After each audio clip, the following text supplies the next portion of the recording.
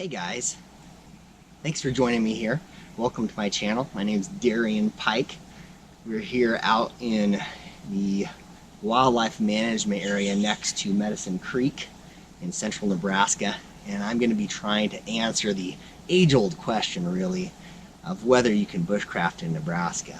It's kind of a silly question. Obviously you can bushcraft anywhere, but this is the type of land that you need is kind of few and far between in central Nebraska. Central Nebraska is interesting. You've got these highland areas, which are really just sand hills that are covered in eastern red cedar, which is a great tree, but not much else.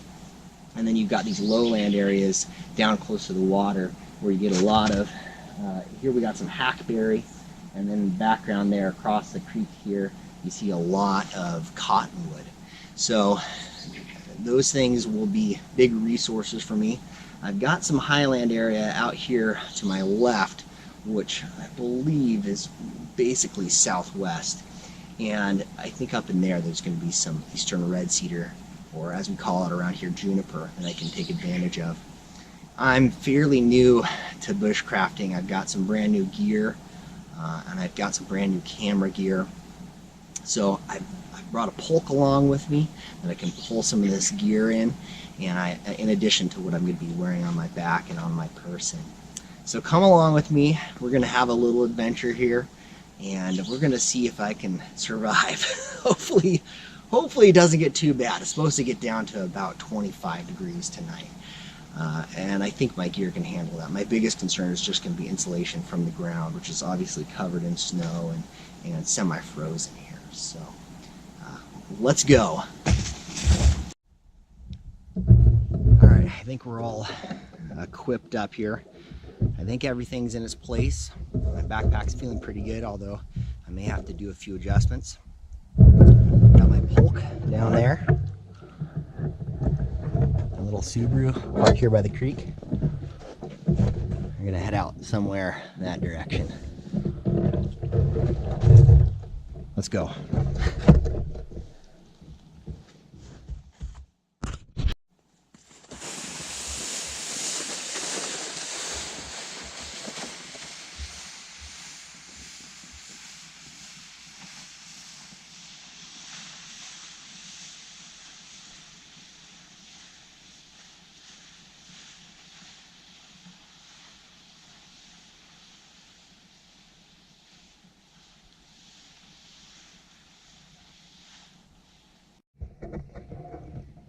Beautiful little creek back here.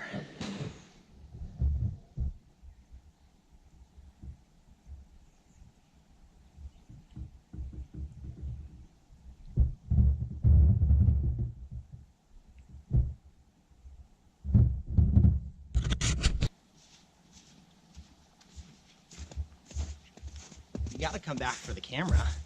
That's just how that works.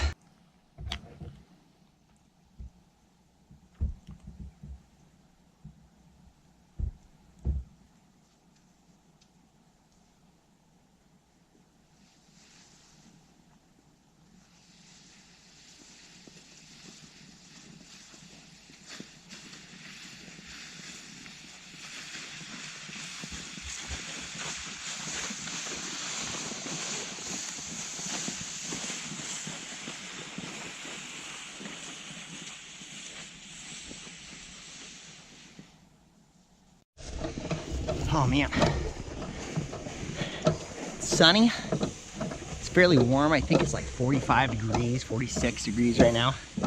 Let me see what my thermometer says.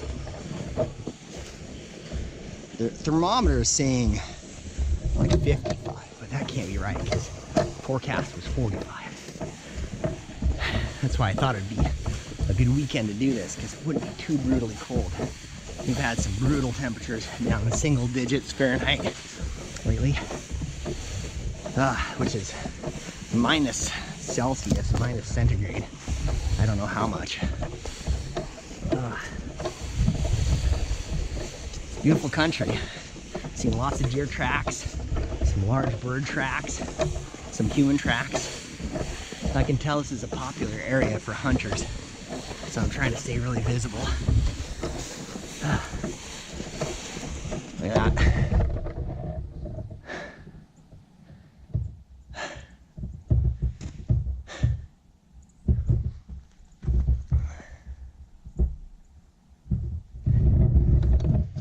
all these little corn or amaranth, I believe.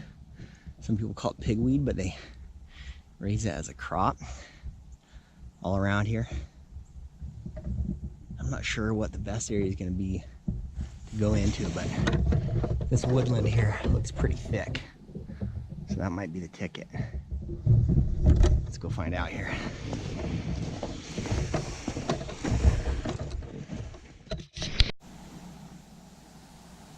Well, I think I may have found the spot here.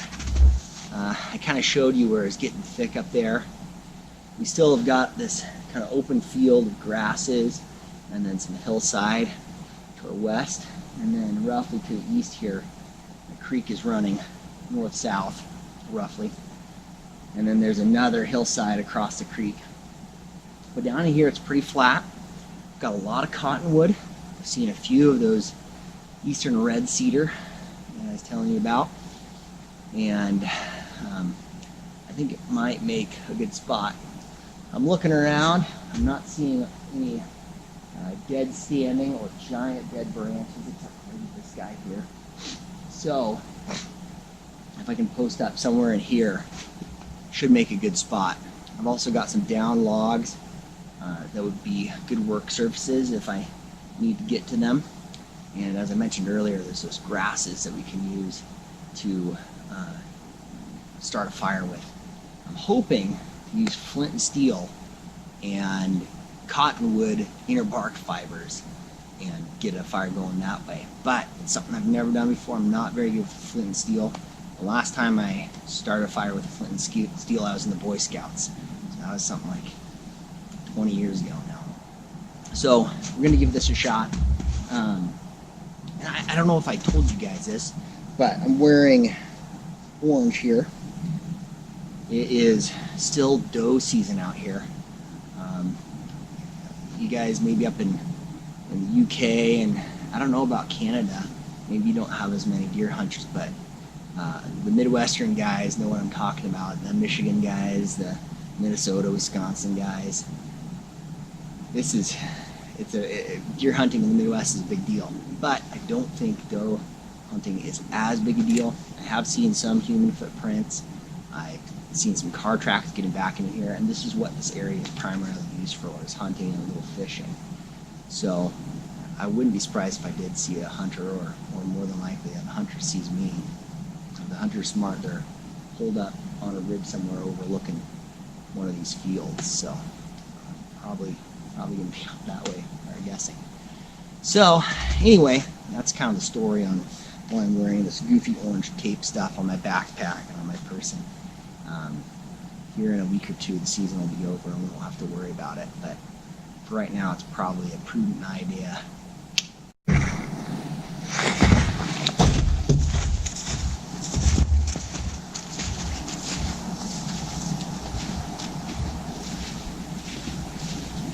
It's surprisingly difficult to find a spot that's level. It's got trees a good distance apart. Doesn't have any widowmaker action. I've got a mostly alive tree there, mostly alive tree here, fairly level ground, no big widowmaker branches or trees above me. I think that's going to work well. It doesn't necessarily seem ideal, but I've got a shovel. I can level out the ground a little bit if I need to, move some snow around. And as long as it's a good span for my tarp, I'm going to give this a shot right here.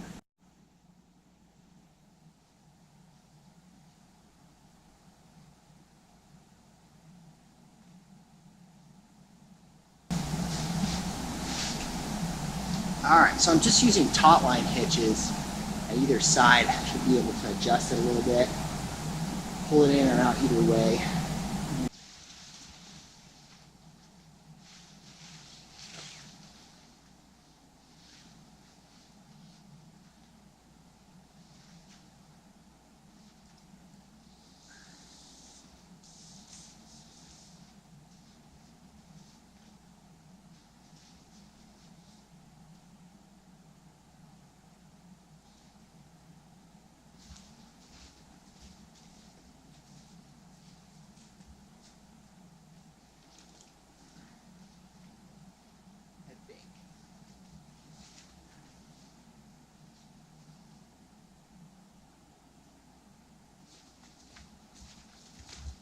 Scoutmasters would be proud.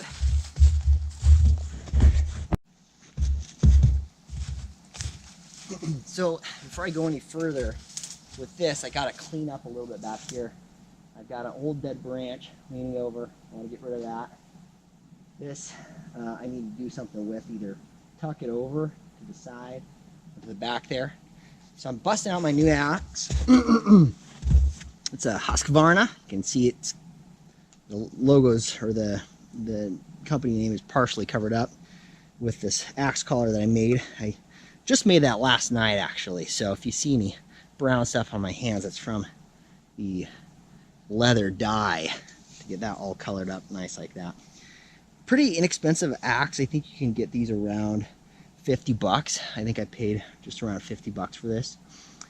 It's got a lot of good feedback, and then some bad reviews complaining that this little stamp has weakened the head. So we'll see how it performs.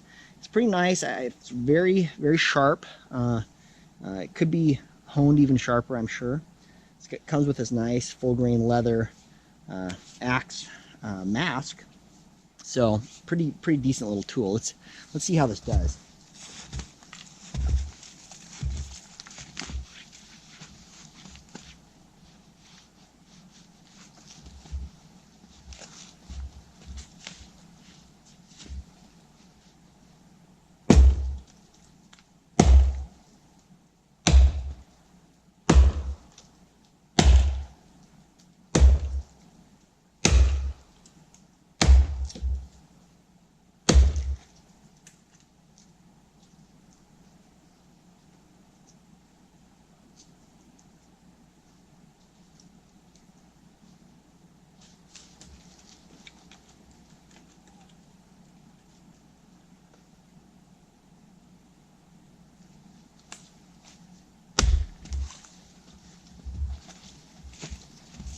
So it did pretty good considering that's hackberry. Hackberry's pretty tough, but I'm not sure I want to take the whole thing down with it.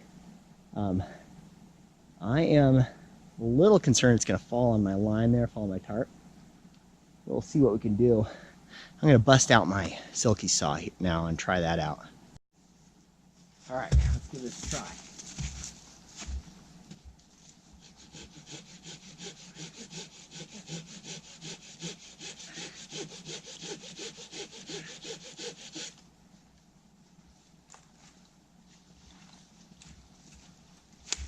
I don't know if I'm even in frame here.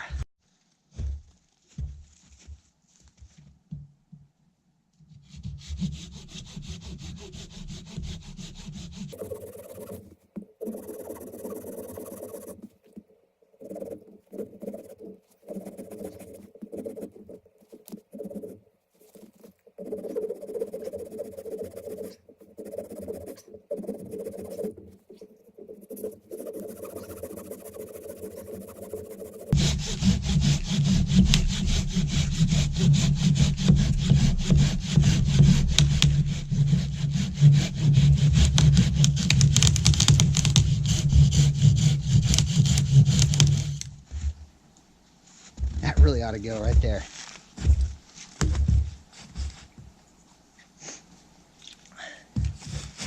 Put the old silky in the axe pocket here, so I don't lose it in the snow.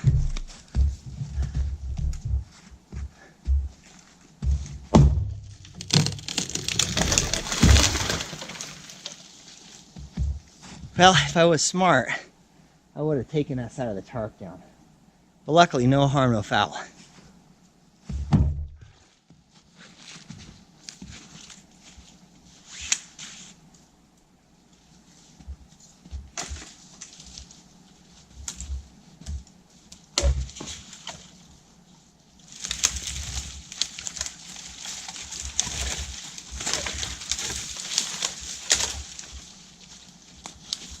That's perfect.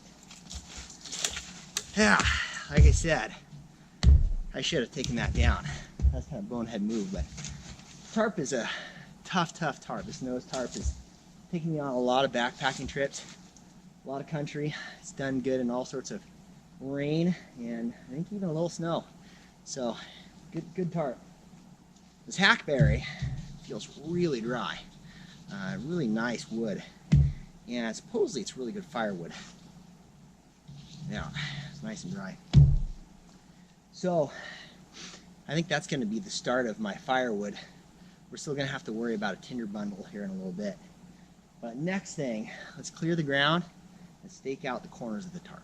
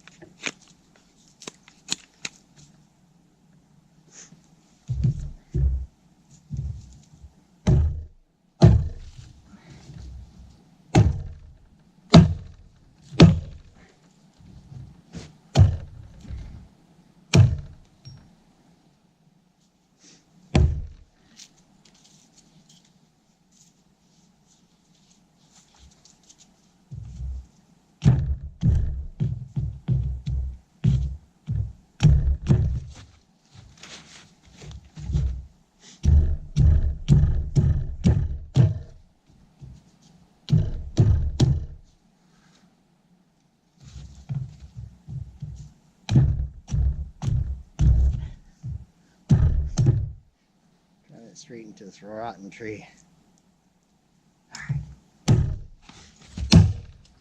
Rotten that is.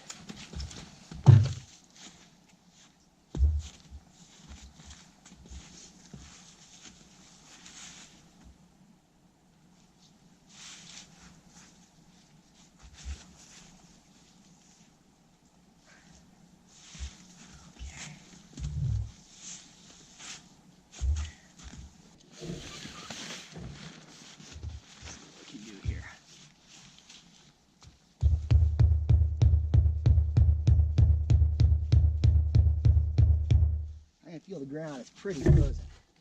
I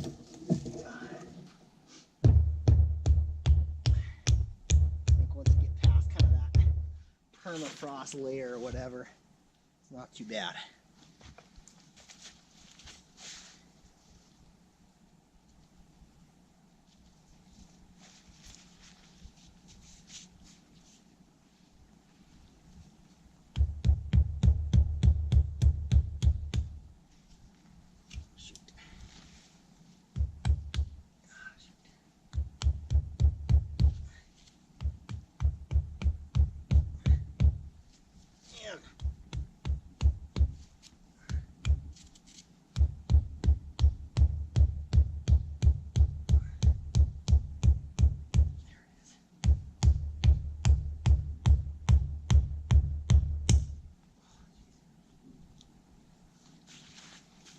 Well, broke the stake, but I think it'll hold. It's just, again, it's that ice down there.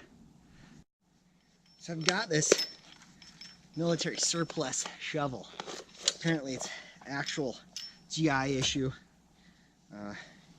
All the ex-GIs seem to love them, rave about them online.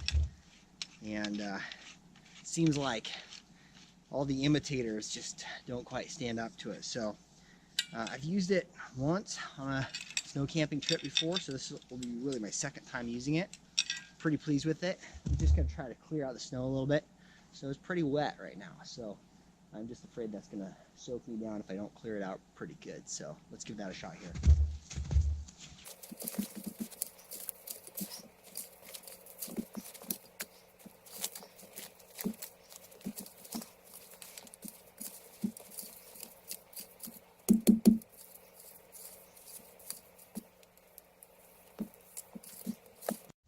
Okay, so we got it pretty cleared out. I half used the shovel here, half just used my boots, scrape it out. Shovel is really nice when you're digging down and getting to the icy bits because it can really cut through that. And it's good for knocking off lumpy bits of frozen sand and sticks and things like that. You break it down. I think that's going to work. I also cleared out a little spot for the fire right here in front. I don't know if the camera's quite capturing that. But next task is going to be to get tinder and firewood. Okay, so I wanted to show you guys this. I think I found a pretty neat find. Right now we're standing at about maybe 2.25 hours of light left. 1, 2, yeah, it looks like 2. So we're down in a little valley and there's that ridge out there. So that might steal the last few 10-15 minutes of light that I might normally get. Anyway, this is what I want to show you. I found this stump of a dead standing cottonwood tree. If you look close, you got some shelf fungi. One right there, little baby one. But here's the piece de resistance. Oh, look at that fungus. Oh yeah. I honestly don't know if that would make good tinder or not. That was another couple. These guys are getting a little close. A little too close if you ask me. So I honestly don't know if it'd make good tinder. I see a lot of guys in the UK, and some of the guys who use flint and steel, some of the guys who use friction fires and stuff like that, harvest some sort of shelf fungus. I just don't know if this is the same type. I'm not well versed in my mushrooms and my fungi. But on top of that, we've got some cottonwood fiber in there, I think. Let's see if we can harvest it here.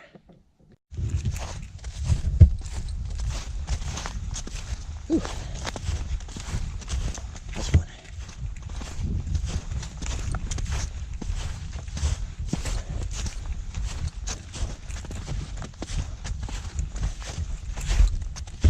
Okay. So, I think we got ourselves some cottonwood fibers. That should get us going. Now it's going to be time to get some firewood here. So I'll take you out with me. I want to look at some eastern red cedar, some juniper I saw out that way. They got cut down earlier. Looks like they're trying to remove it. Some people don't like it. I think it changes the soil pH. So I'm going to go see if I can harvest some of that. And then we'll harvest some more of this hackberry. I think it's hackberry. Hackberry or cottonwood. And we should have a roaring fire in no time, as long as I don't suck. Okay, so here's this pile of juniper, eastern red cedar someone chopped down. I think I'm going to take a couple rounds off the end there. Looks nice and dry. And then maybe some of these branches and needles. I don't know if that's what they're called in a cedar or juniper, but I'm going to try to take some of those, maybe as part of the fire starting base. And we'll go from there, yeah.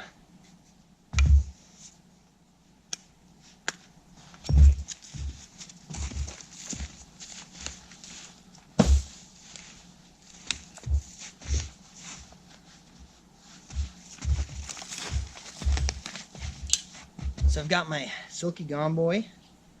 I think Joe Robinet got me started on this. When I started watching Joe, my wife noticed how much I was getting into this type of deal, and she very thoughtfully bought this for me for Christmas, I think a little over a year ago here. And so I've got that. I got my new Husqvarna axe, a 19-inch. I think it's called a carpenter's axe. And then I've got my other big tool is my bush lore knife. That's one that Condor makes. Another really affordable, high quality tool that you can get. I like that some of these tools, you know, are affordable and anybody could get into it. It's a very egalitarian sort of hobby.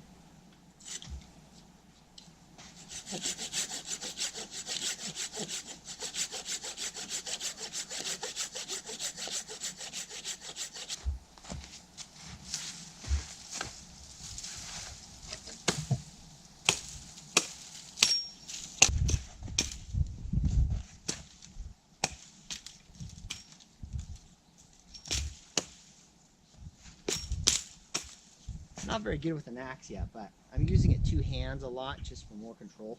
I feel like it's not very elegant, but it works and it's safe. It is, after all, an axe and not a hatchet, so it kind of makes sense to do the two-handed thing.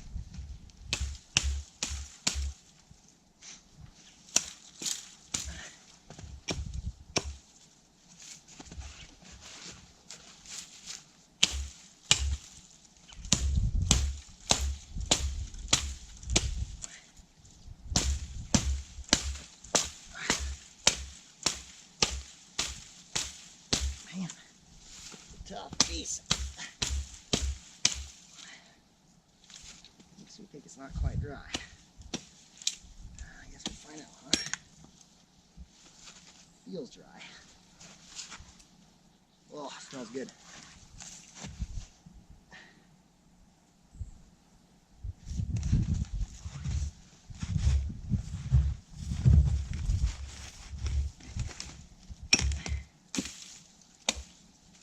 I think sometimes they call this balsam cedar. And balsam is, I think, a word that refers to a particular kind of pleasant smell, kind of this evergreen smell. It's got a fantastic, fantastic smell. I'm pretty sure they use this kind of cedar to make those cedar chests because it will ward off moths and things like that. It has a great perfumey smell.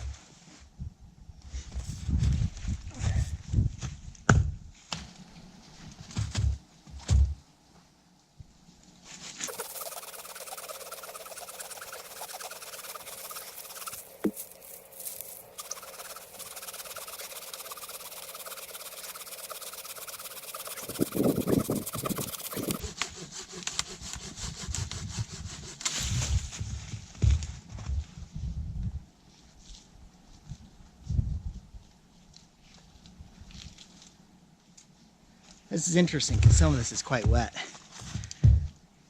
We can split off that a little bit. That was the side that was up. Snow was sitting on it, melted and soaked in. So that's why a lot of people prefer dead standing to this type of deal. So let's see if I'm good enough to get a fire going with all this stuff.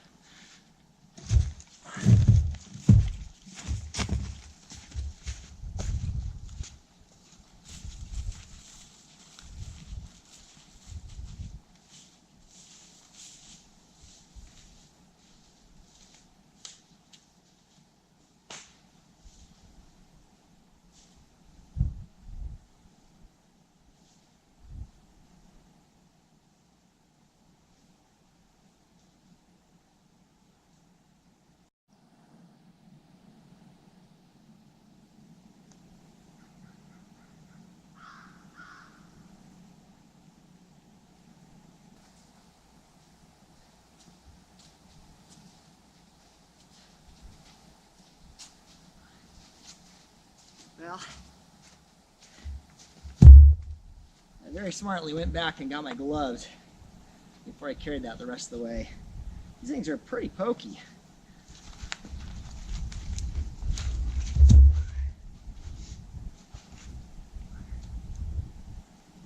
All right, let's do some more wood processing.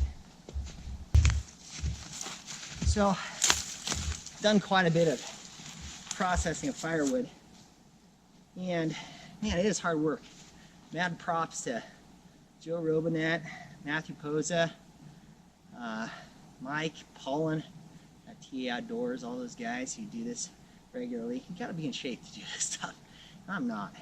But it's getting me in shape. It's good exercise. So right now what I've got is kind of a long fire lay going. I'm doing that partly for warmth, but really more than anything, fewer cuts on some of these big logs. I can just lay it out and let it kind of smolder, give it off some heat, but also make a good cooking surface. I've got a lot more firewood to process before it gets dark. It's about 3:40 right now. Again, that probably means I got about an hour and 20 minutes of good daylight. After I'm, feeling pretty comfortable, I'll start laying out my bed, and we'll start thinking about dinner. And I brought a few beers out too, so that'll be fun to show you all that. So let's do it. So I've got a pretty good bit of tinder, kindling, and firewood. And so now I think it's probably time to start set up my bedding, get a little bit more comfortable. I might even put on my wool shirt now over my base layer, just because I'm gonna be a little bit more sedentary. I think I'm gonna chill down a little bit. I got a little sweaty processing all that, which isn't ideally what you want, but it doesn't feel too bad. So we'll work on that stuff right now, and then we'll get a fire going.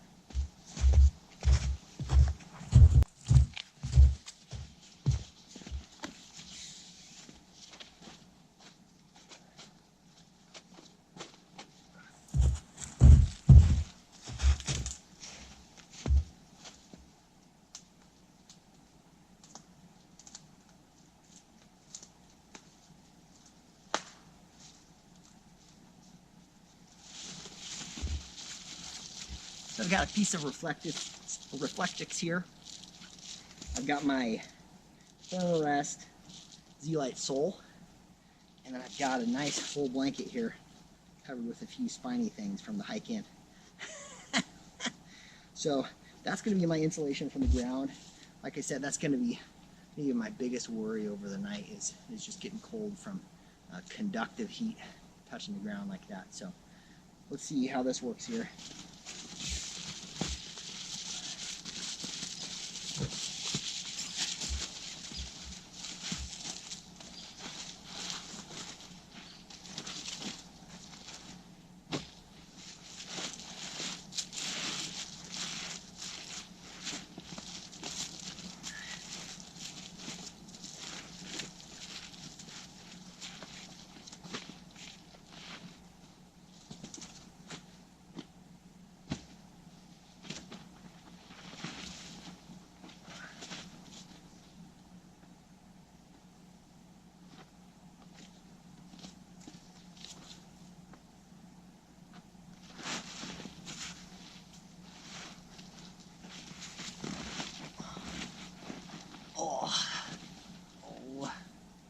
This is awkward with the sunglasses.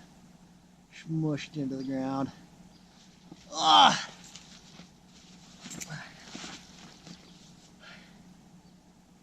I think I'm facing the wrong way. I think I'm gonna have to face this way. Fine. Pretty slidey on the ice and then that reflectix. But yeah, I think that's gonna work. Sweet.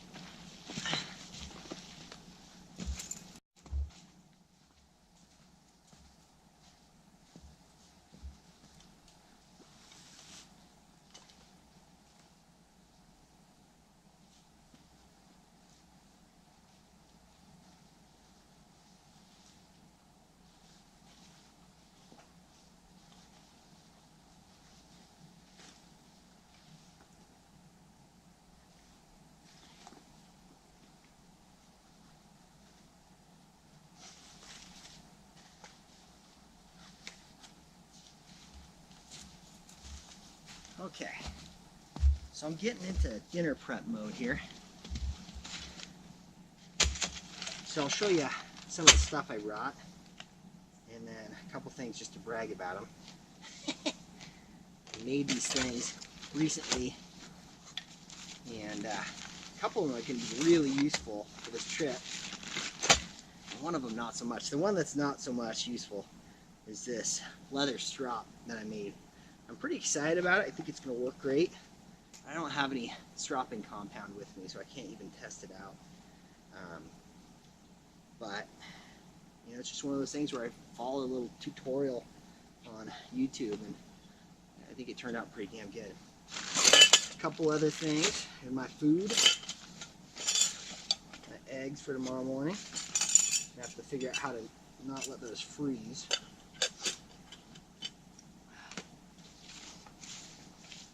Little spatula I made. I'm gonna saute up some vegetables tonight, and I kind of gave it a little beveled edge. You can see there.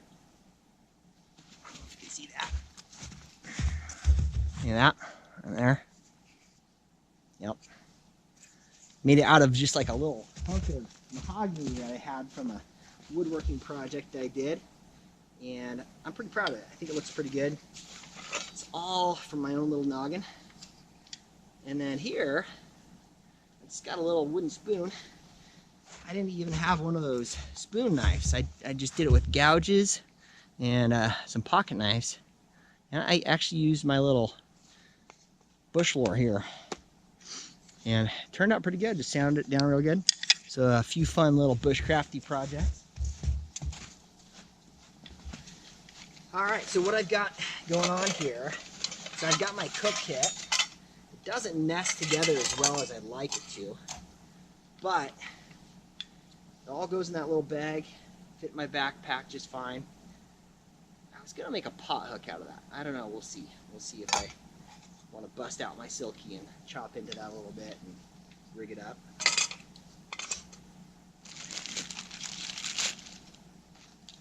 Got a couple utensils. Really, I think this is the only one I'm going to use. I don't need that spork. Salt and pepper. Cutting board, appropriately sized. Very lightweight, very flimsy, but keeps your food off the dirt. And then this is just a little Tyvek bag, one of those priority first class bags. Inside of it, I've got what Matthew Posa affectionately refers to as his grate. Got a grate. And it's filthy, but that's going to help me grill up a real nice steak, and then maybe some bacon in the morning.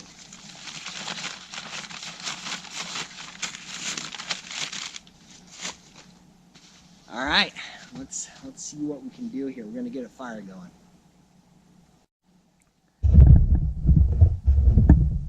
All right. Well, I really do not know what I'm doing here. But I'm going to get like a little layer to kneel on. In fact, I'll probably use my chair bag.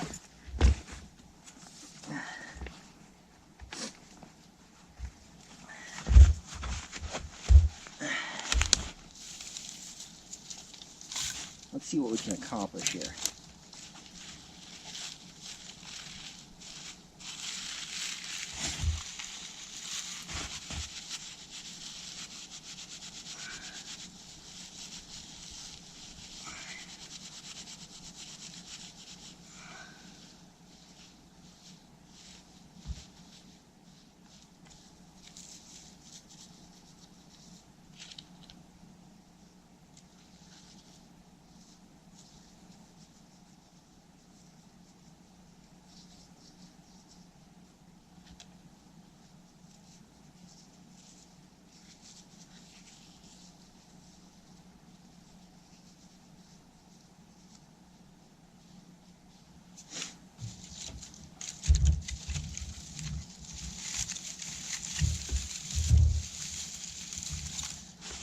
Okay.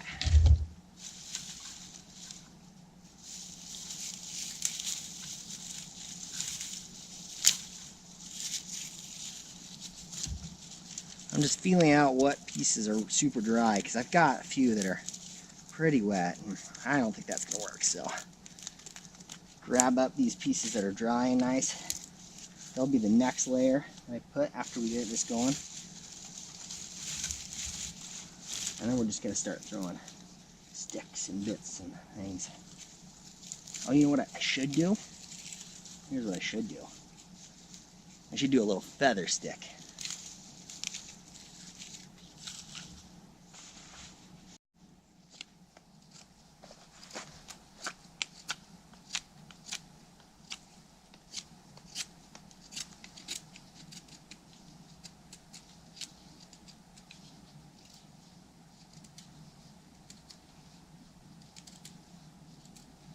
Now, wood is not great for feather sticks. I'm not very good at making feather sticks, but I think nonetheless we're still going to get a little something that'll help the fire get going here.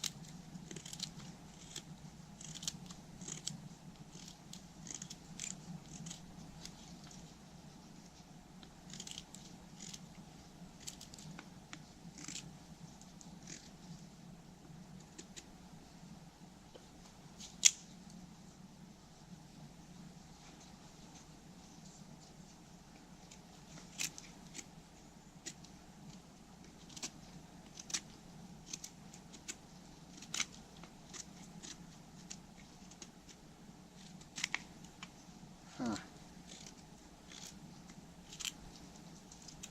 I don't know. Like I said, I'm not very good at these. I feel like when I was a little kid, I was better. More practice maybe. I did it more often.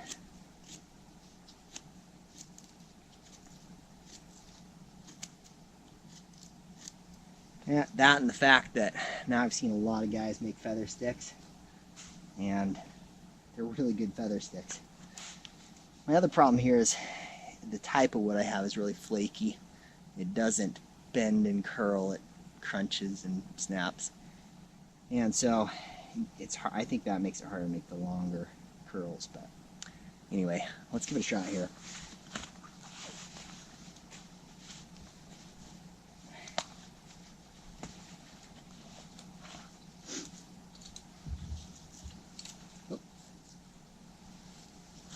Brought a few cough drops with me because I'm getting over a cold and I didn't want to be hemming all the time. Haven't had to use one yet though, so that's good.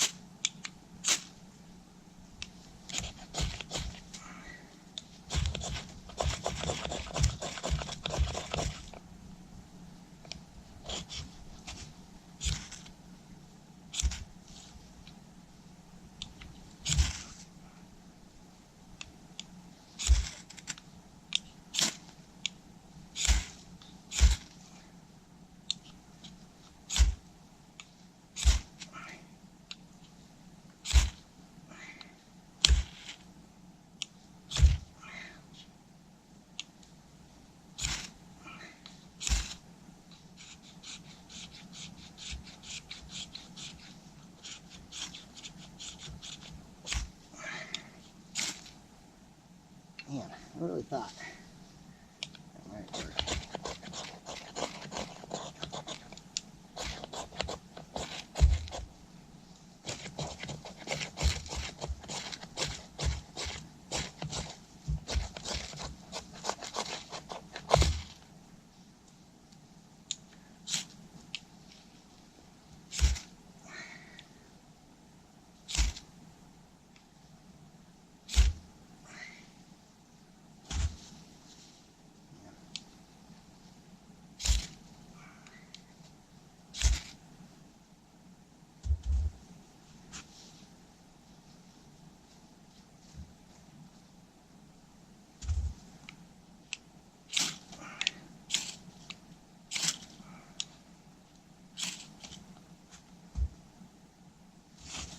Well, it's starting up these little fibers, but it's not really catching.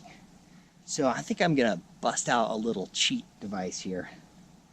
Not so much of the device as a substance. Alright, so I've got some dryer lint here. See how that works.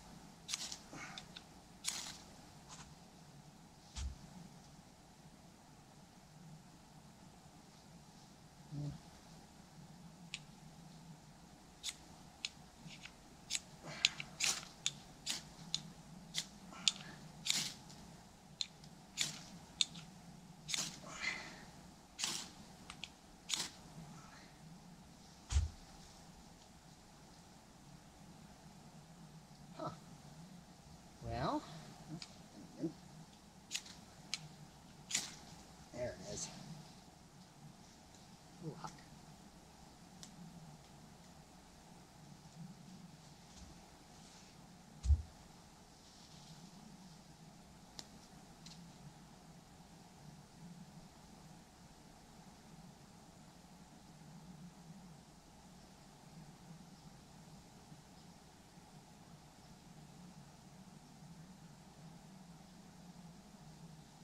I'm kind of surprised at how crappy this little bit of cotton bucket is. I don't know if it was just wet or what the story is here. It really did not want to go. You know, what are you going to do?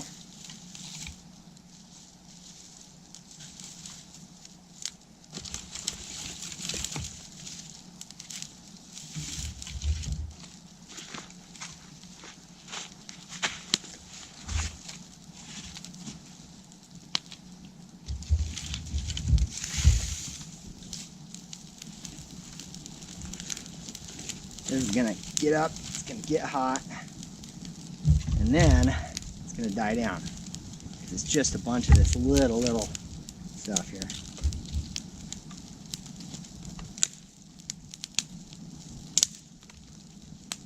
Feels good though, it's nice.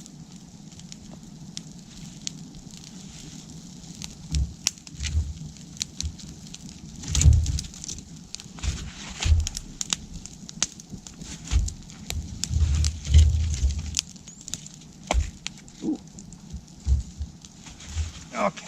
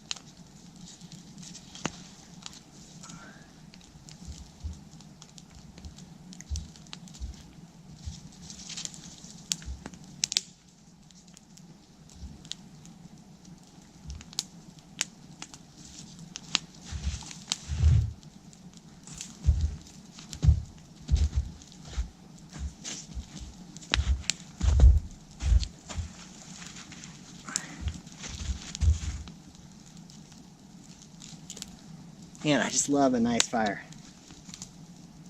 Something primal about it. I think it's almost the definition of primal.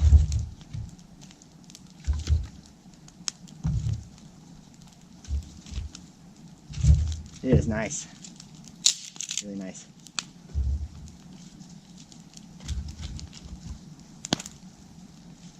Well, we'll let that roll for a little bit, get going, burn down some coals, and then we'll start thinking about dinner. Okay, so I just went on a little walkabout. I was trying to see if I could find a signal so I could text my wife, but we're in the boonies, man. There's no signal even up on the ridge out there. It's beautiful. The sun's setting out there. Oh, it's gorgeous. The fire's burned down a little bit. I poked it and prodded it, put a couple more pieces on, so it's gonna burn up a little bit. But mostly what I want to do is just keep it hot and get a nice bed of coals going. And I think we're doing that, so that's good. I've only got 13% battery left in this battery, and I've only got one more battery after this, which I need to save some for tomorrow morning too. So I'm going to try to budget my GoPro battery life prudently. And in the meantime though, before I turn off the GoPro for a bit, I wanted to take a gander down by the creek, see how close we are, and see what it looks like down on the bend here. So let's go take a look.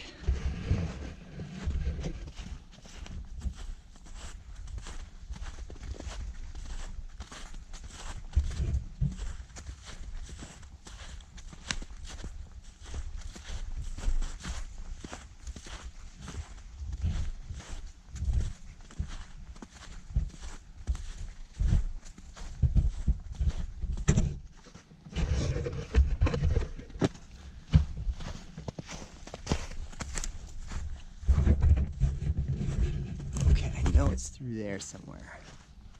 Let's cut back this way. Deer usually know the way to the water.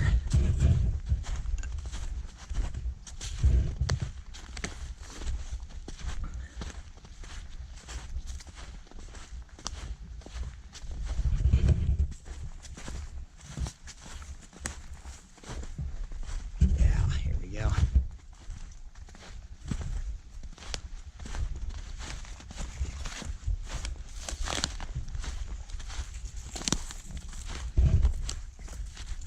Oh yeah.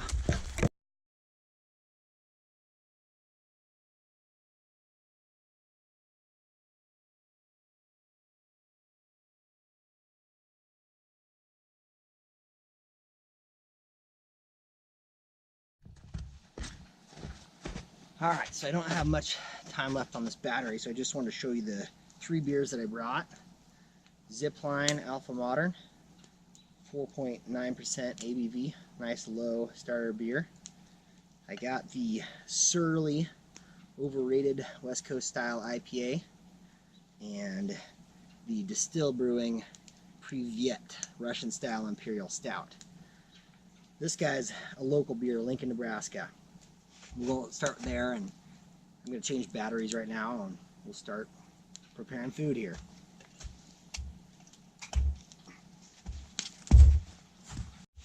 Alright, so I got my Zipline here. Like I said, local brewery, Alpha Modern. It's a contemporary IPA, but it's very sessionable. I love this. It's beautiful. It's too bad I can't pour it out because it's just like a really light, almost lagery sort of color, but beautiful hops. Pinky raising. Yeah, that is a good beer. So what we're going to do is we're going to chop up some veg, put it in this saute pan with some olive oil, maybe a little butter for flavor. We're going to put the grate out and start grilling our steak just straight up with salt and pepper. So it's going to be steak, potatoes, onion, pepper, garlic. I'm excited about it. I'm getting hungry. I've definitely worked up an appetite here. So, yeah, I'll catch you here in a second after I've done a little bit of prep.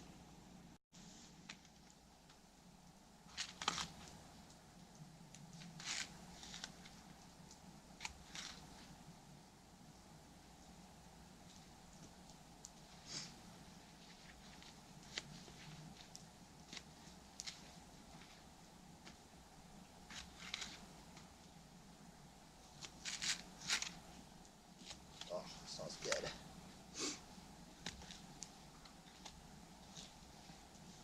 Alright, so I've got my onions chopped, my peppers chopped. I'm just going to cut off the end of this garlic and then take the skin off, crush it, take the skin off, and that's going to go right in the pan. And then I've got 3 of these little red potatoes that I'm going to slice up. I think I'll start with the potatoes and the onion, maybe the garlic, we'll see, and the olive oil and butter. Wait for a little bit, throw the peppers in about halfway through, and we'll stop and we'll feast. Alright, I think we got all our prep done. We got some ash in our pan, unfortunately, here. Whew. But that's just going to happen. Got a little oil and olive oil going on. And we're going to start cooking this pretty quick. I'm going to dump that in. For some alpha modern. Oh yeah.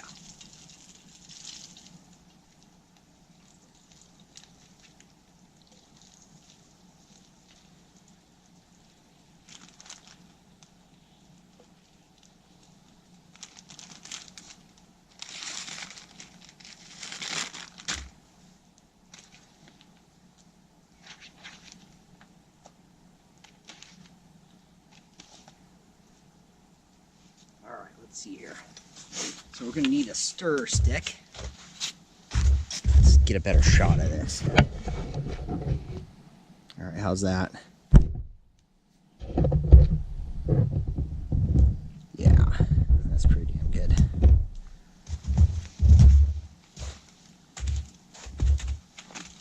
Like I said, we're going to need a stir stick of some sort. I think that's what this is going to be here. Ooh, it's hot. Man, that is hot. So, good luck to you. Onions, potatoes, garlic, and olive oil. That is freaking hot.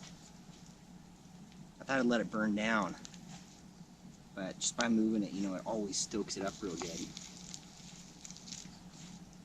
I think I'm gonna have to get my gloves on so I can kind of approach this and so I can hold the handle, because the handle's gonna get pretty hot pretty quick. I have a feeling.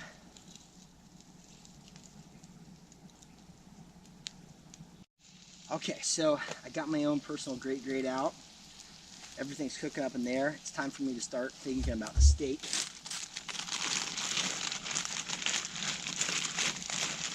I got this beautiful Casey strip here from Oxford Locker, a standard butcher, and by standard I mean standard bearer. They're a great butcher here in central Nebraska.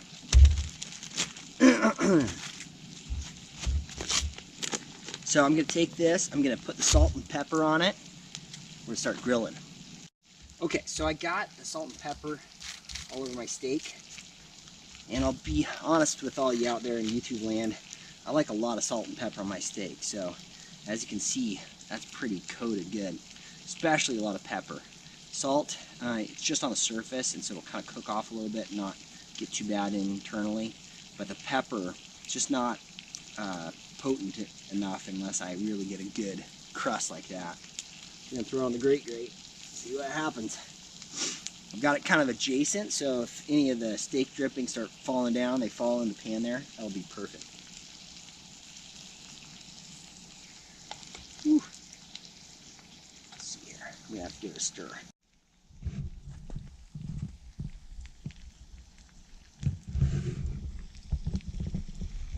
While this is cooking up, I wanted to see if I could capture the sound of those coyotes in the distance. Let's just be really quiet, get away from the fire a bit, see if we can hear them.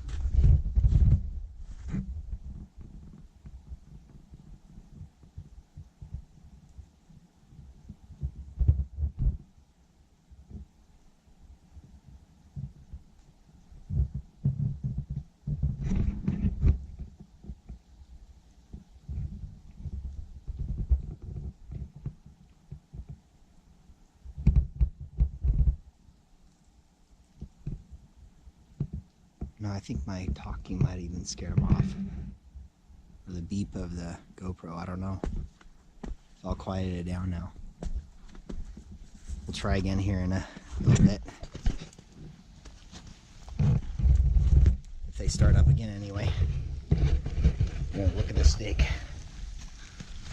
Look at that steak, boy. I think that's scrambled arrow voice, I don't know. Those taters are just sauteing away.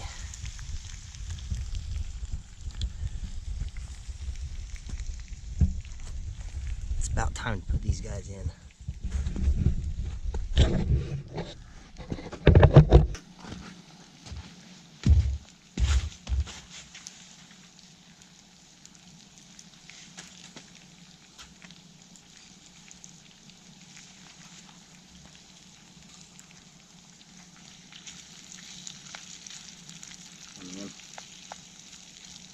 mighty tasty.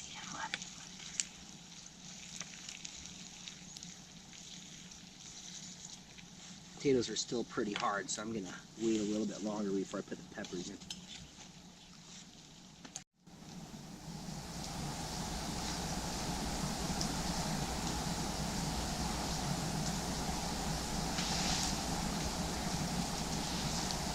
That's coyotes.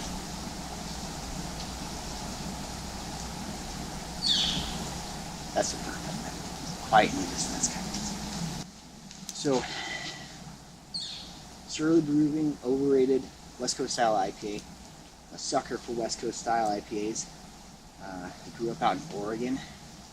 Their IPAs beat anybody's. But this is pretty good. I'm going to have one of these next. And then I want to show you a couple other things I brought Dave Canterbury's Bushcraft 101. Very, very good book. Super, super informative. Lots of information, dense. Been following Dave Canterbury since the days of dual survival anyway.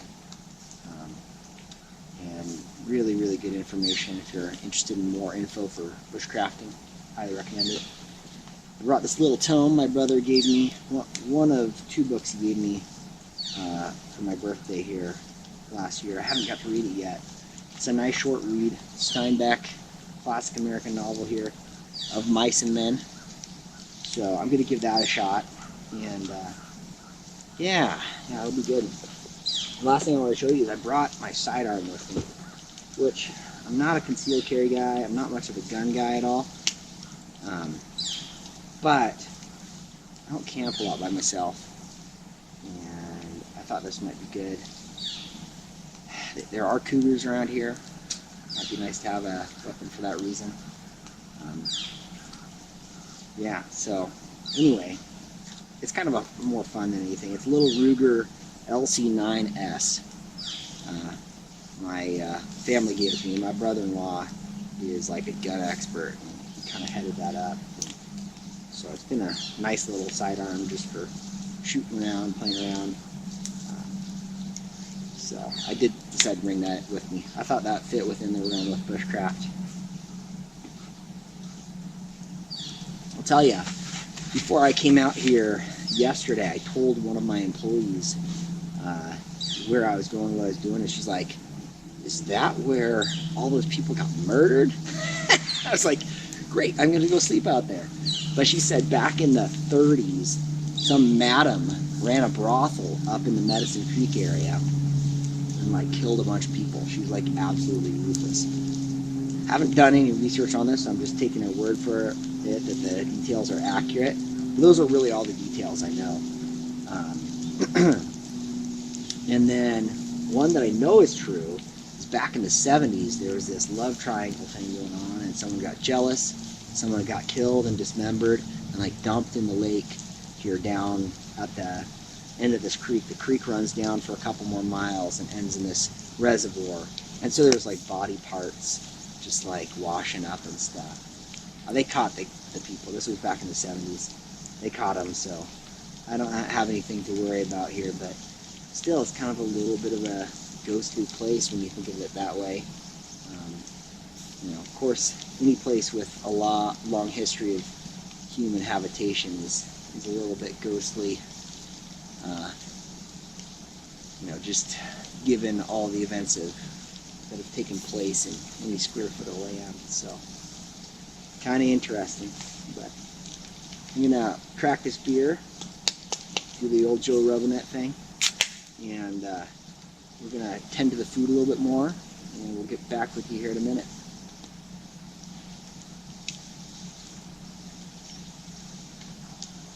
Oh, it's good. Oh, it's nice. Overrated, but really good.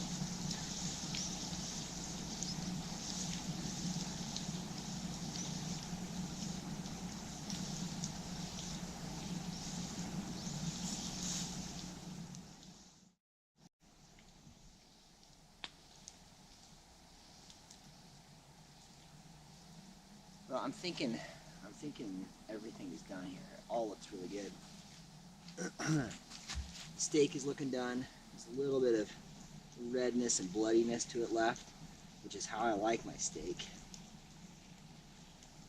a little bit firm down here, which means it's probably overdone. But cooking over the fire is not an exact science. These guys are looking beautiful. Onions are almost caramelized. A little bit burnt, but not bad. Potatoes are soft, peppers are soft, garlic. I put in a little salt and pepper. Looks beautiful. So I think what I'm going to do is I'm going to put the steak right in the pan there. Grab my fork and my knife and dig in. I'll show you guys what it looks like here.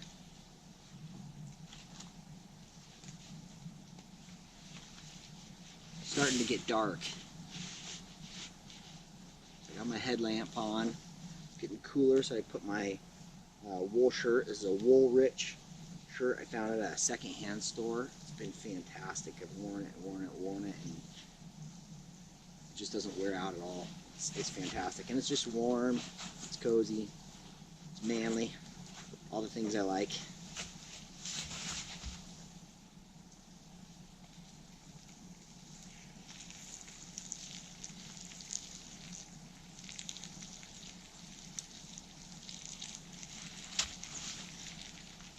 Oh yeah. Oh yeah. Yeah, buddy. Let's see if we got that. Oh yeah. Oh. Let's cut this open and see what it looks like.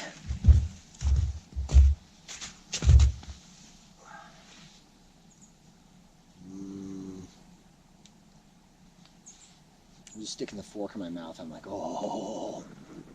Cut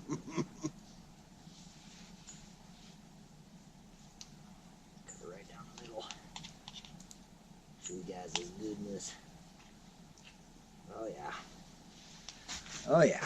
So, all right, there. It's completely and totally done. Maybe a tiny bit of pink right there, which means it's probably a little overdone, just because I like a little pink in the middle. But it's still going to be delicious. This was kind of throwing me a little bit right there, because that's a lot redder. But I just think that's the color of that particular memory in there. Oh yeah. Oh yeah.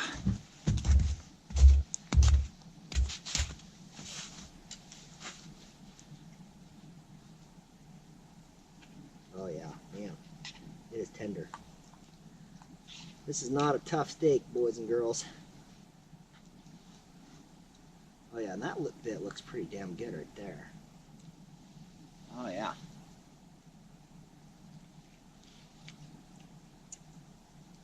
Oh, that's really good. Bit of the onion on there.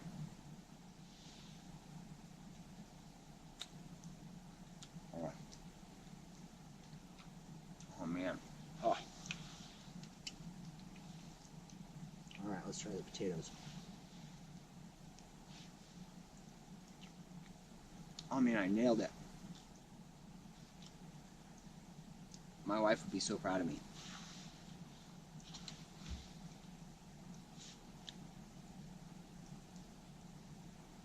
Pepper's good. Oh man, it's just good. It's good all the way around. I'll tell you, my wife, speaking of my wife, she is one of the best cooks, non-professional cooks you'll ever meet. She cooks kind of West Coast style, super healthy, but like tons of olive oil and seafood, meat. She can bake bread like nobody's business. She's fantastic. So when I say my wife would be proud, I mean this is really good. All right, well, I'm still drinking this overrated IPA here. I'm gonna finish eating some dinner, and then I will probably maybe grab a couple more pieces of firewood before bed. I don't know if I should or not. It's hard for me to gauge. But then we'll start like just chilling by the fire, reading a little bit, and we'll get ready for bed, and I'll catch you in the morning. So I'll keep you updated before I go to bed here. So, yep.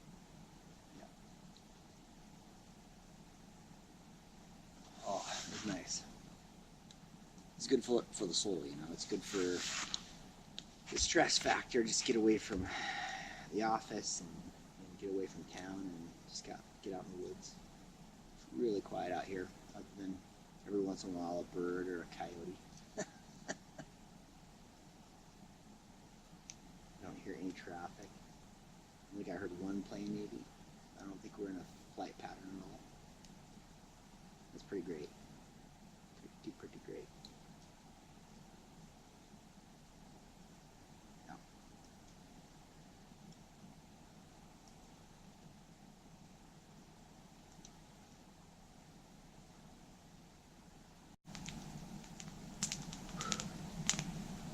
Yeah. Man. Well, that was a delicious dinner. I ate every last bit of it. Finished my second beer there. Went for a little hike. I think I caught the sound of the owl going on there. He was hooting away. He's still going. If I shut up, we might be able to hear him sometime. But yeah, I'm surprised at how much wildlife is out here. Tons of deer prints. Obviously the coyotes and the owls. So I'm impressed. You know, this area is, like I said earlier, it's known for really flat river valley land that's great for farming. A ton of corn and soybeans and tractors and farmhouses and things like that. And then there's the sand hills, which is more of like ranch land. And you know, there are some trees up there, but it's a lot of like smaller eastern red cedar, like we're talking about. So you get into this area and it's just like really wild, and it's not far at all from farmland, not far at all from ranch land, not even far at all from the town, a little town here, about maybe, I want to say about 10 miles away as the crow flies, about 1,000 people. So it's remote in its own way. It's not like being in the Cascades in Oregon or being in the Rockies in Colorado. It's not like being in the Black Hills or being in the Snowy Range in Wyoming. But I definitely feel lonely, both in like a traditional sense and a really good kind of I need this sense. Very peaceful.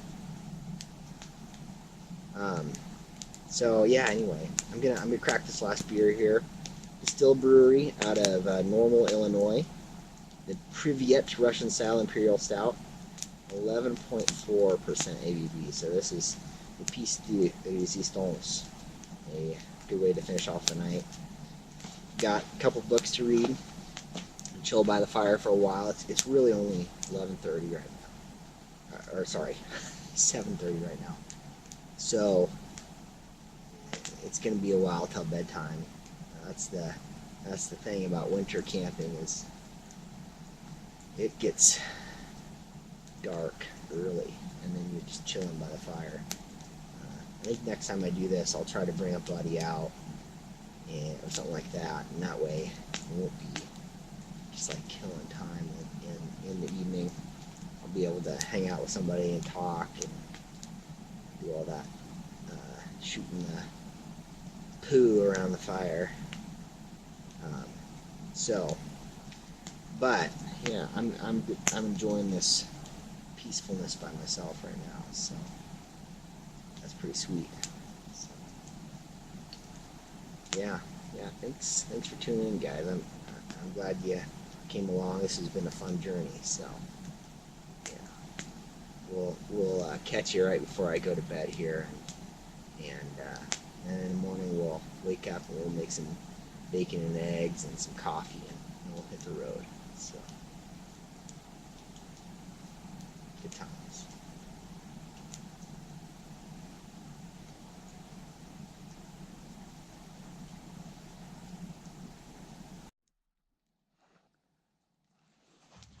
Oh geez, I gotta show you me cracking this thing. This bad boy. That wouldn't be fair if I didn't show that. Look at that. That's some dark liquid right there. Got that? Oh yeah.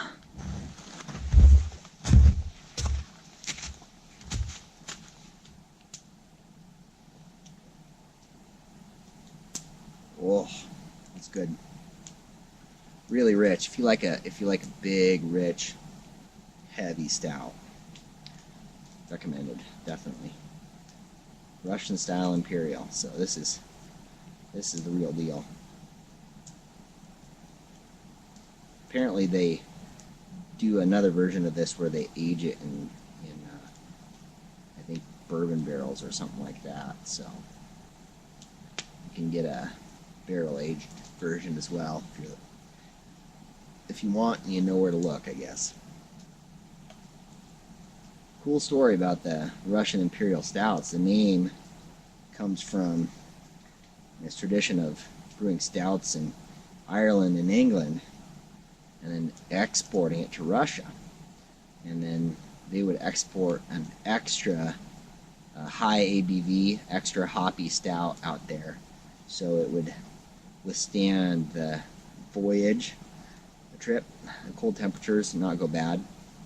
So that's what it means when it's Russian Imperial style. It means it's going to be a high ABV, high hop stout. A stout is already a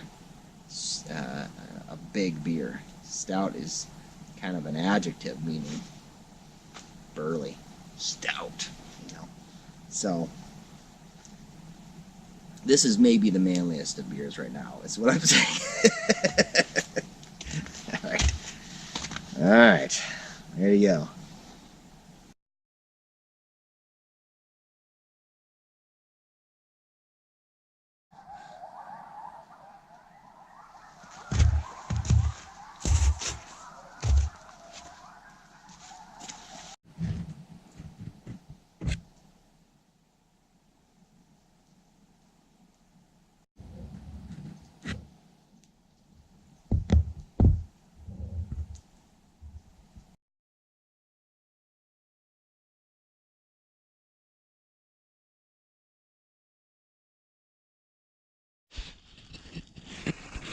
Alright guys, so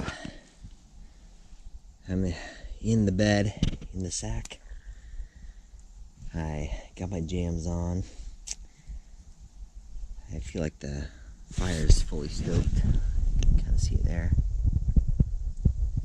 It's just gonna burn away slowly through the night. I might stoke it a couple times. Got all my stuff near me that I'm gonna need, my shoes, got my water.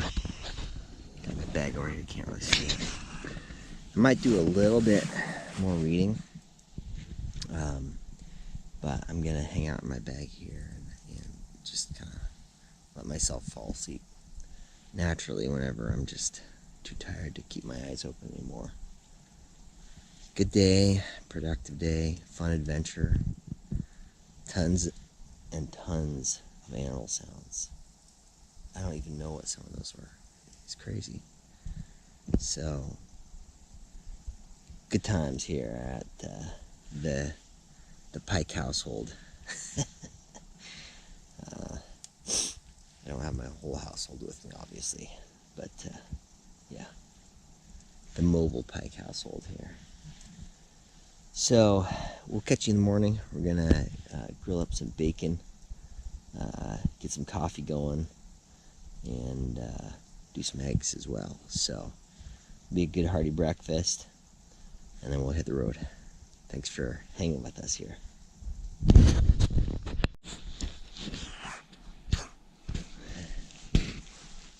Good morning, everybody. So, my sleep was good.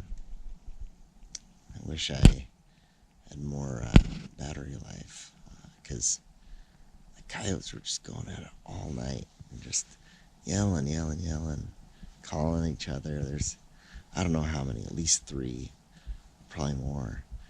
And they're all over there moving around. I could hear them moving down a mile. I heard them get real close at one point. But yeah, I stayed nice and warm here, nice and dry. My reflectix plus my Z-Lite sole plus my wool blanket kept me warm from the ground. And fire going, which you can kind of see there. Just kept it soaked up a little bit.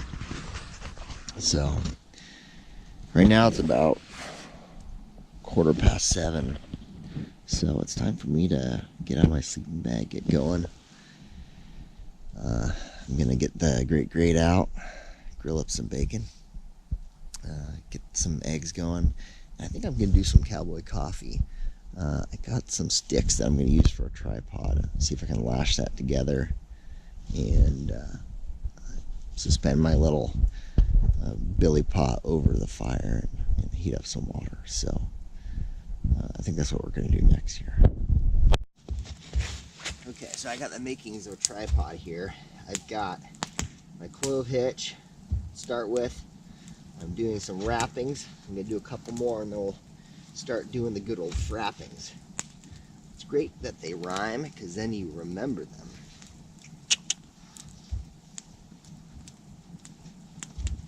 Alright, that should be plenty. I'm not making them super tight. You've got to have some wiggle room. Plus I've got not very straight beams here, or pieces. So now comes good old frappings. I want to actually stand it up to do this so I can get in between a little easier.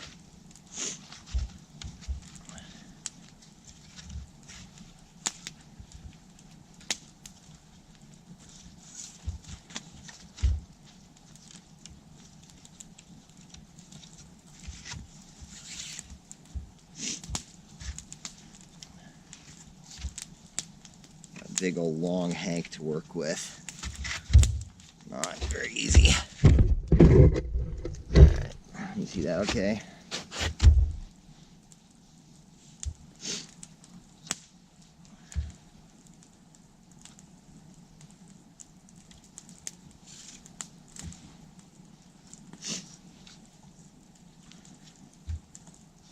Okay, let's do one more on this side.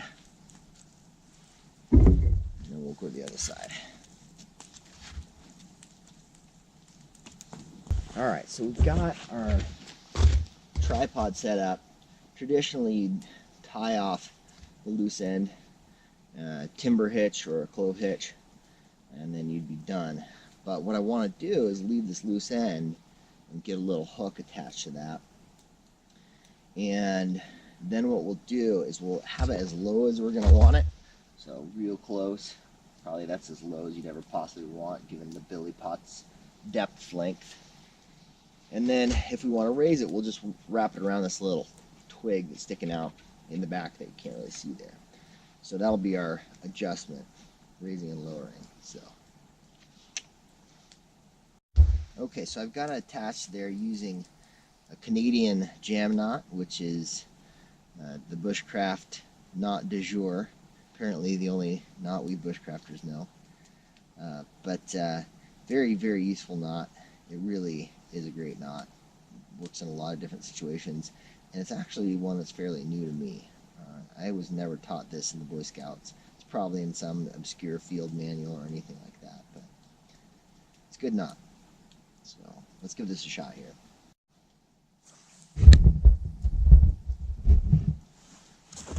Okay, so that's going to work great. I think that'll get that water boiled up. It's just some snow melt water.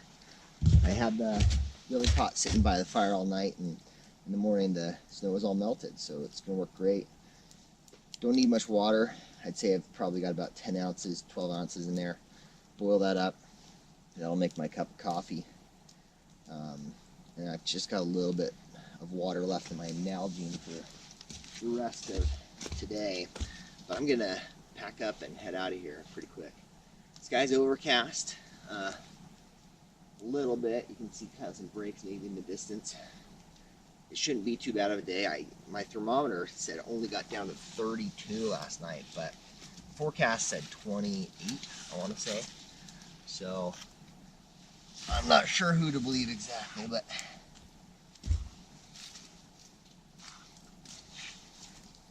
anyway, we're gonna get some bacon and eggs going here, so bear with me while I set that up.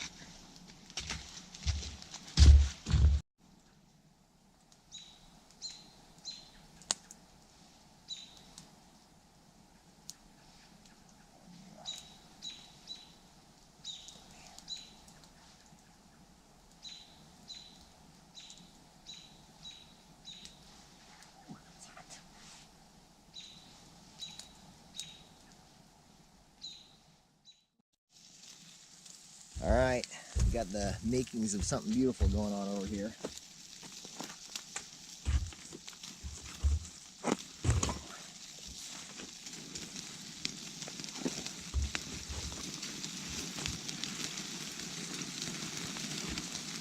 That sounds a little flamey to me.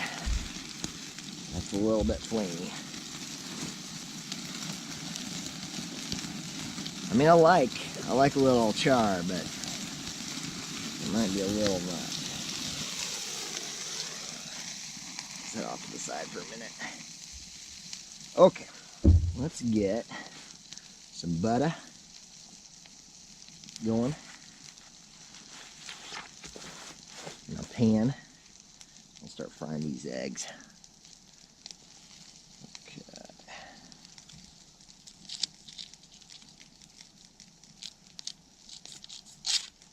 Oh, so good. Melting like instantly. It's hot. It's hot.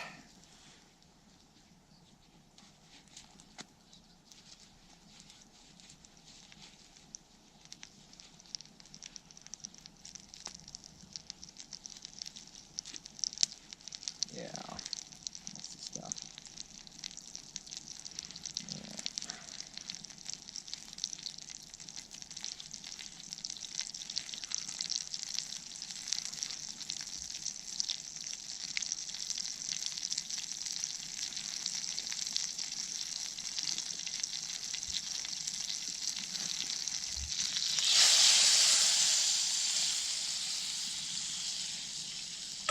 Alright, get down in there.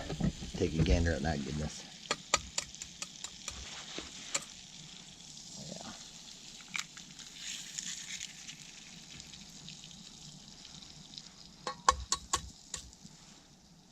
Whew. No shell. That's good. Alright, we'll fry these up quick. We will finish the bacon. We will get ourselves some coffee going. It's gonna be a beautiful breakfast. Yeah! Okay, so I got the eggs there, just about done. I got them over easy. And throw the bacon on top because it's pretty nice and charred. It's so hard for me to cook bacon over a fire. I tell you, I can never get it quite the way I like it. But it doesn't look bad at all. I think that's going to be a good hearty breakfast.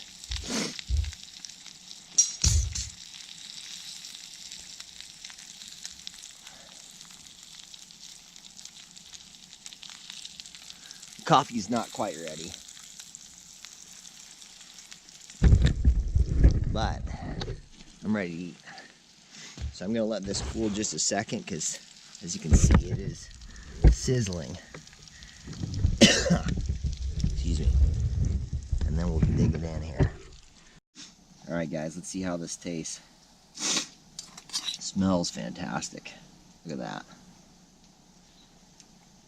Mmm. The egg is surprisingly well cooked.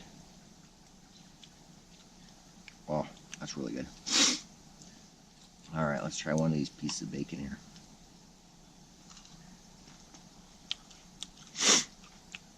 Bacon is charred but delicious. Oh, oh man.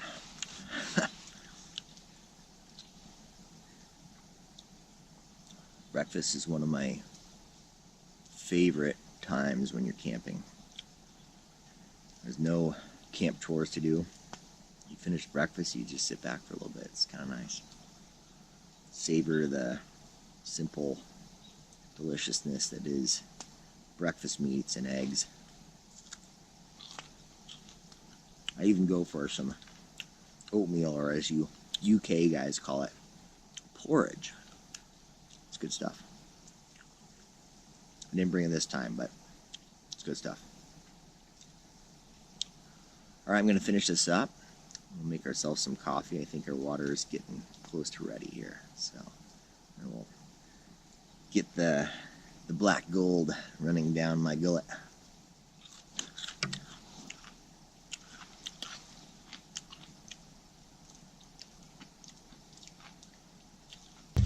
Alright, I think we got ourselves some boiling water here. So let's see what we can do.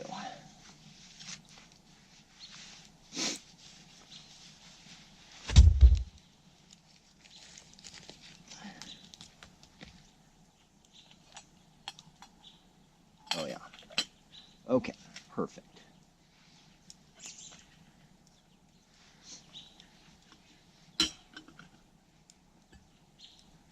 It's definitely a little ashy from all the snow. If you can see that, yeah. A little ash. Little ash. I like a big ash. Alright, let's go. What? 2.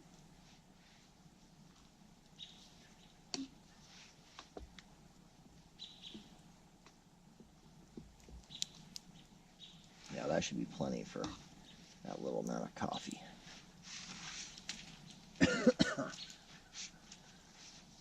I just busted out my spoon just for this purpose. I didn't have to, but gall darn it if I didn't wanna.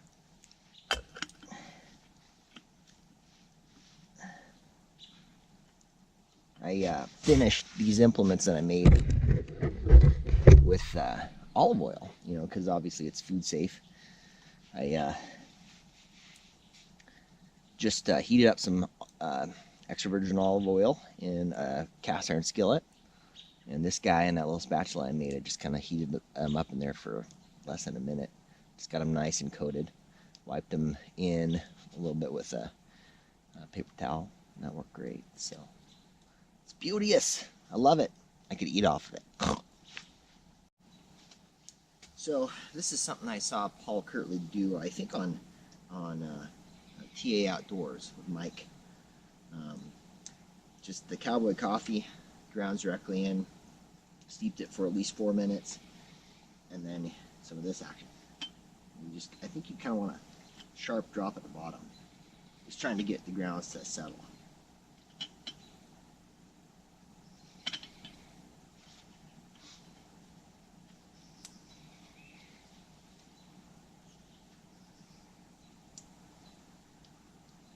Getting a little spillage. Maybe too much.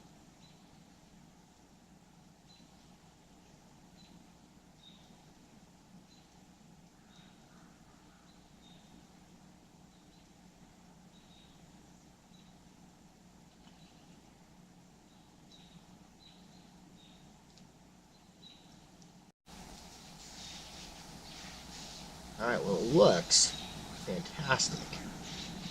So we're going to start pouring it and seeing if it worked. Praise Jesus, I think it did work. And thanks to Paul Kirtley as well.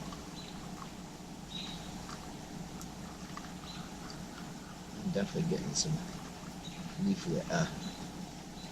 Again, a TA Outdoors reference.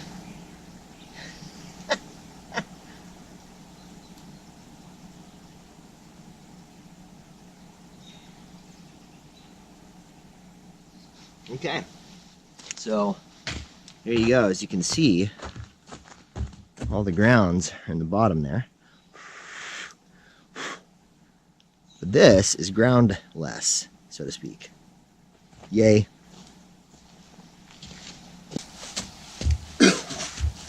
Oh. Man.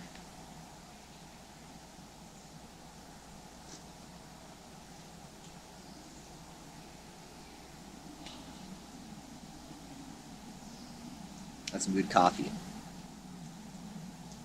Calico Coffee Company out of Kearney makes a dang good cup.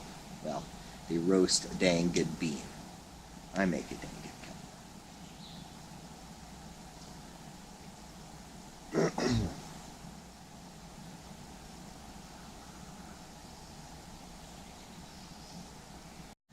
Okay, so I've got to start breaking camp here. I probably won't show much of it because it's just very boring. And on top of that, like I've been mentioning, my battery is getting very, very low. I'm down to, I think, my last one. I've got part of a charge on one, so maybe 30%. So what I'm going to do is I'm just going to pack up as quickly as possible, put everything away as clean as I can, make sure I don't leave any man-made material behind, make sure the fire is well out, covered in quite a bit of snow. And then we'll hit the road, and I will catch up with you when we're on our way back to the car here. So. Okay, so the fire is cold out there. I got it covered in snow. I got my sled packed up a little bit different than I packed it in. I've got my pad there. I've got my tarp on top of my bag. It's a little wet, so I've got it on the outside this time. But take a quick look around. I don't see any garbage or valuables that I've left behind. You can definitely tell I was here, which is kind of a bummer. But once the snow melts away, and especially after we get another rain or snow, it shouldn't be too bad. So anyway, let's head out, pilgrims.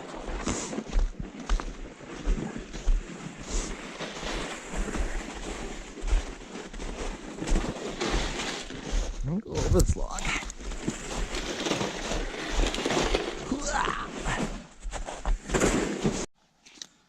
All right, I wanted to take a shot with my pistol here. I haven't done that in a while. So I'm gonna shoot into this ice down here.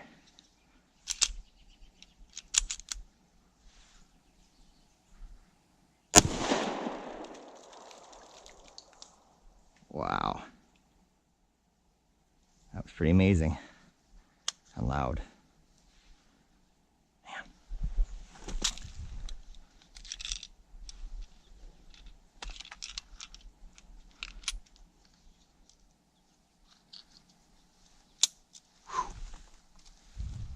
That wasn't the best way to handle that clip. Well, we made it back to the old Super Sub here. Got it started up. I've got my GoPro battery charging because these things are just not working for me right now. I think the cold is taking a trip on them. I got my gear here, gonna get it loaded up in the back. I should probably take my poor little Super Sub to the car wash because it really saw it coming in here. I just wanted to thank you all for joining me. I had a lot of fun. If you guys had fun, go ahead and hit the like button. And if you want to see more content like this, hit subscribe and make sure you tick that little bell and it'll give you the notifications as well. So, as always, be kind, be adventurous, and keep crafting bush. Thanks for joining us.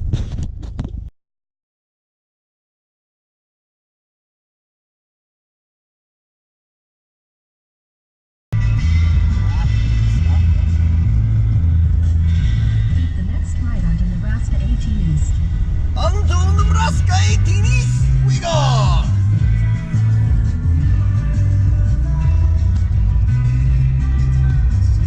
Continue on Nebraska 18 East for 10 miles.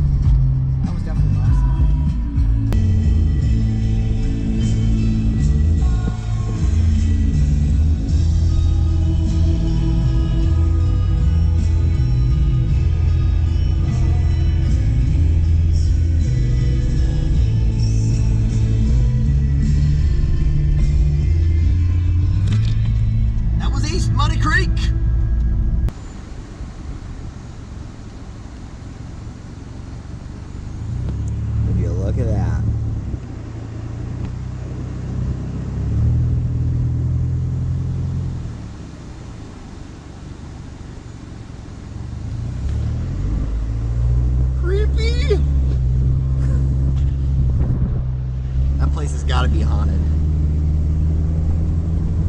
You know, it's weird because this area is not economically depressed. There's a lot of money in the farms and the ranches and stuff, but I think people just think this old dilapidated farmhouse, I'm just going to let it go, and I'm going to put up something like this.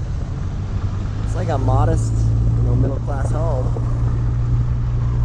but I guess they just figure there's no reason to try to repair that busted down old farmhouse, you know? But I kind of like them because they are pretty creepy.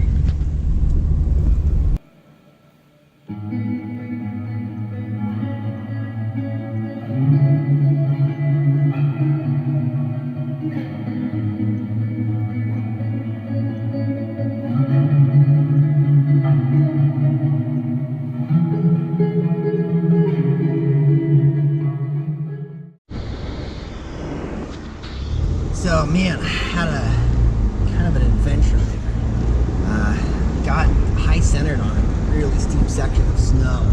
It's just weird how the snow kind of accumulates not very uniformly.